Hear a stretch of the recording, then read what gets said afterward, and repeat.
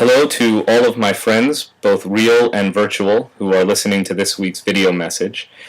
I'm speaking about Parashat Beha'alotecha, this week's Torah reading, which is the third Torah portion in the book of Numbers. And because it is a long portion with lots of different stuff going on, I want to focus our energies on one smaller passage, Numbers chapter 8, verses 13 to 19. And I'm just going to paraphrase, so if you want to do the reading, you should pull out your Torah commentary, or any old Bible will do. And in this passage, we have a notion that in one form or another comes up many times throughout the Torah and throughout the biblical literature, which is that certain individuals are designated in the language of the Torah for God.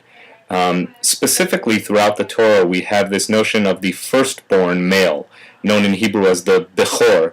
as one designated for God. It is believed that at its root, in its earliest incarnation, the principle was that the firstborn male animal, for instance a lamb or a goat or a sheep or a calf, would actually be slaughtered as a sacrifice to God. So the firstborn male animal is presented as a sacrifice. But without doing this in a roundabout way, but kind of giving you a shortcut, we know that Jewish tradition frowns upon actual human child sacrifice. It's not clear that in pre-Jewish times this was always the case. There are what I believe are pagan vestiges throughout our biblical literature that indicate that child sacrifice may have been a norm at some time very, very early in Israelite or pre-Israelite history. But instead of sacrificing the firstborn male human child, that individual is designated for God in one way or another. Some believe that the firstborn male had some kind of roles or responsibilities to the temple or to the Israelite community or to the service of the Eternal by virtue of his primogeniture. But in this passage we see that a substitution or a replacement is made for that firstborn male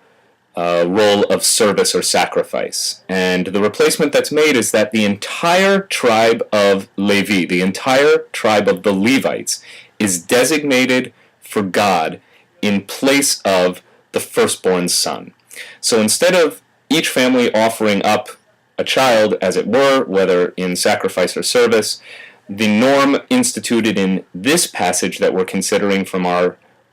Torah portion, Beha'alotecha, is that the entire Levitical tribe, every Levite, has been selected out and placed in service of God in the temple as a substitution for that practice of designating the firstborn son. This, I believe, has a relevant comment to make on Jewish life today, and maybe on religious life in general, though I'll speak only to what I know. And that is, we're living in a time when, and particularly I think in the liberal Jewish world, in the reforming conservative Jewish world, where rabbis have become like the Levite in this passage, where rabbis are by extension clergy, so rabbis and cantors and Jewish professionals are the ones who are seen as serving God or serving the temple. And in many cases, and this is not everywhere, and I'm certainly doing this in kind of a thumbnail sketch and I'm oversimplifying matters, but in many places, the professional Jews in the community are the ones who are seen as doing the service of the temple, and the role for the laity has therefore been cast off to the margins or somehow diminished in a sense of personal responsibility for temple and community and religious service, so that members of a congregation feel in many cases, again overgeneralizing here, that they are the more passive participants in the religious life of the congregation, whereas it's really the clergy and the professional staff who make it all happen. They're the ones who serve. And in some cases I think this has been an unfortunate trade-off. When, for instance, a community assumes that when somebody is in need or is ill or hospitalized, that it's the clergy's job to go and visit and minister to that person, but it would never be the job of the congregation or the community. Now, in certain thriving communities such as the congregation that I'm privileged to serve, we have a robust participation among our lay congregants in so many different ways, from our own caring community, a committee of individuals who will minister to people in the deepest places of grief,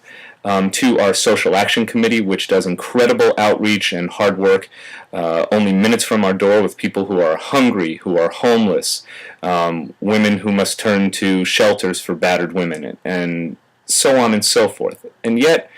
I admire those religious communities, and I think this is more present in the Orthodox world, where there is a sense that each individual, every household, has a role to play in serving the religious community, and that the fact that the rabbinate is a professionalized institution now does not prevent each individual or each individual household from feeling a deep sense of personal religious responsibility.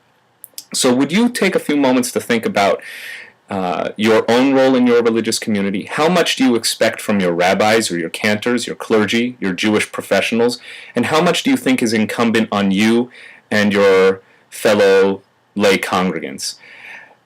I look forward to reading your remarks and hearing your words, and I would invite you, as always, if you're near Scarsdale, near Westchester Reformed Temple on Saturday, to come and reflect on this topic, which will surely come up in our conversation at Torah Study from 9 to 11 every Saturday morning here at the temple. Take care and shalom.